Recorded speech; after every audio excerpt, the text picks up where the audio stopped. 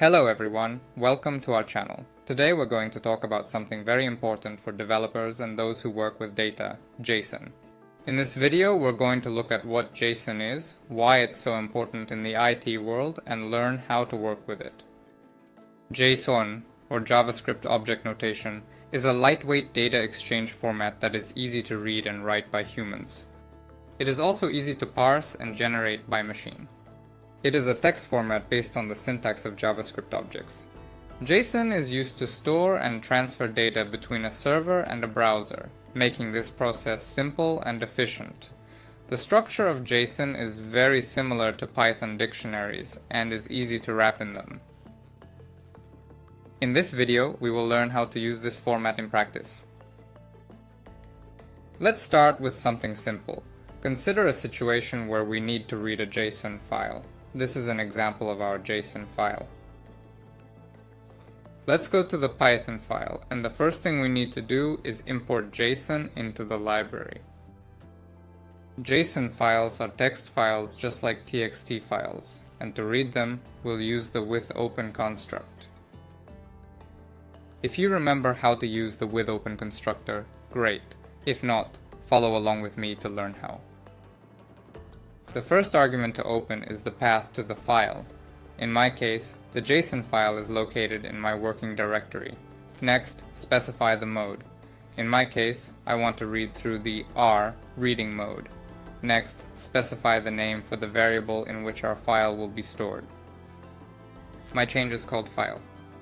And then we will refer to this file to get all the data from this JSON file. And now let's just display the information from our JSON file, from the data variable. As we can see, all the contents of our JSON file were displayed in the terminal without any problems. This data is very easy to process, not only to output it to the terminal, our format in which the variable data is stored, as in our case is a regular dictionary. And since it is a dictionary, we can work with this data as if it were a dictionary. That is, we can access these data addresses by their keys. Let's get some information on the key. For example, let's look at an article. Please use the key article, and we see a whole nested dictionary. We can also access nested keys in the same way. For example, ID or title, or any other field that is deeper than article. Just like in any Python dictionary. Let's write some new value to any address in our JSON file. To do this, we first need to write some new value to our dictionary.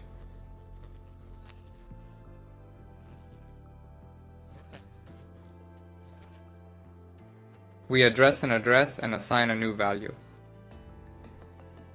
In general, it's nothing complicated. But after that, we will need to use the withOpen constructor again because we have written new data to the dictionary, but not yet to the JSON file itself. So again, withOpen, we specify the route to our file, and now a new mode. Now a new mode, since the read mode will not work for writing or overwriting. So this time we'll use the W mode. And in order to write to our file, we'll use a new method called dump. Last time we used load to get data from a file. To record new data, we use dump. Specify the change in which the new dictionary is stored and the change in which the file is stored. Run the code, and the data will be successfully written. As we can clearly see if we open the file. And look at the place where the old comment used to be. We will see a new comment there. Now let's create a new JSON file and add some data to it, some new record. To begin with, I suggest creating a dictionary. We will transfer the data from this dictionary to a new JSON file that we will create later. Let this dictionary contain a person's name, age, city, and a list of his or her hobbies. Use with open, specify the name and location of the file where we want to save it. In my case, I want to save to the same directories I work in, so I specify only the file name and its extension. Next, the mode W, because we want to make a recording. As before, we specify a name for the variable and use the dump method to write the data to the file that will be created. After that, if you write the code, we will see that a new file with the contents of our dictionary has been created. Earlier, we have already written new values to our JSON file. Now let's look at a slightly more complicated case, when you don't need to add some new record, but you need to delete or update an existing record from the list that is inside our JSON file. Because again, the list may be part of a dictionary. What do? We open our JSON reader in the same way. We write it to the same dictionary as before.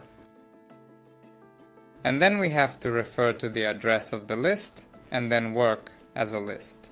That is, if we want to add an entry, use append. If we want to delete something, use the appropriate method.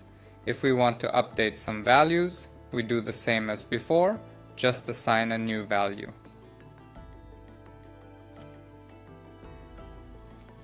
Let's add a new entry to our list. The entry has been successfully added to the dictionary. Now we need to write the new dictionary to a JSON file. To do this, we will again use the W mode and the dump method. As we can clearly see, everything was written correctly. JSON is the most popular format for servers send some information to user pages. Let's look at a simple example of how we can get information from the server. Here's a JSON file from a website. Let's load it via Python and put it into a dictionary so that we can work with it, just like we did in the previous part of the video. To work with server requests, Python usually uses the request library. Let's import this library. We'll write the link to which we're going to make a request to the URL variable. Let's make a simple request to this page. By the way, you can read about requests and how the server communicates with the user's browser in some courses on the Codefinity platform. I will leave links to these courses and useful articles in the description below the video. Almost no server-side application today can do without JSON. And if you are studying JSON, I am sure that some backend frameworks or working with databases will also be very interesting for you. Now let's write down a standard check that is needed to see if the request went through correctly. If the status of the code is 200, it means that the GET request was successful.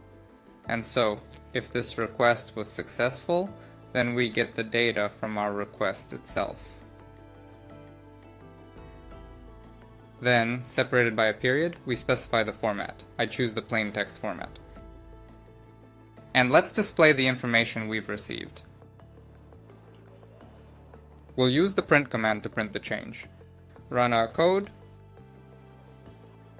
and we see the text that was previously in front of us in the browser. Instead of text, we can get a dictionary right away. To do this, we just need to write JSON and brackets on the 8th line instead of text. Run the code and now it's a dictionary, and we can work with it just like with a dictionary. The Codefinity platform has video tutorials on the Flask RESTful and Django REST frameworks.